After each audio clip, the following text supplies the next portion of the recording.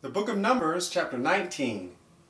And the Lord spake unto Moses and unto Aaron, saying, This is the ordinance of the law which the Lord hath commanded, saying, Speak unto the children of Israel, that they bring thee a red heifer without spot, wherein is no blemish, and upon which never came yoke.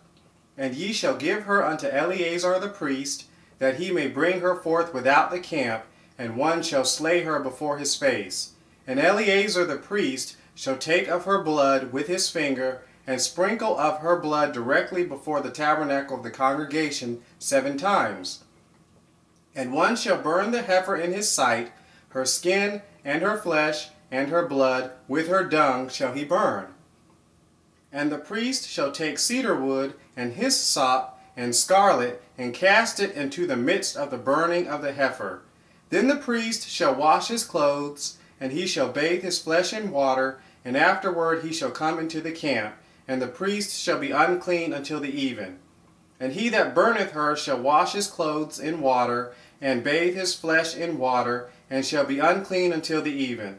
And a man that is clean shall gather up the ashes of the heifer, and lay them up without the camp in a clean place, and it shall be kept for the congregation of the children of Israel for a water of separation. It is a purification for sin. And he that gathereth the ashes of the heifer shall wash his clothes, and be unclean until the even. And it shall be unto the children of Israel, and unto the stranger that sojourneth among them, for a statute forever. He that toucheth the dead body of any man shall be unclean 7 days. He shall purify himself with it on the 3rd day, and on the 7th day he shall be clean. But if he purify not himself the 3rd day, then the 7th day he shall not be clean. Whosoever toucheth the dead body of any man that is dead, and purifieth not himself, defileth the tabernacle of the Lord, and that soul shall be cut off from Israel, because the water of separation was not sprinkled upon him. He shall be unclean, his uncleanness is yet upon him.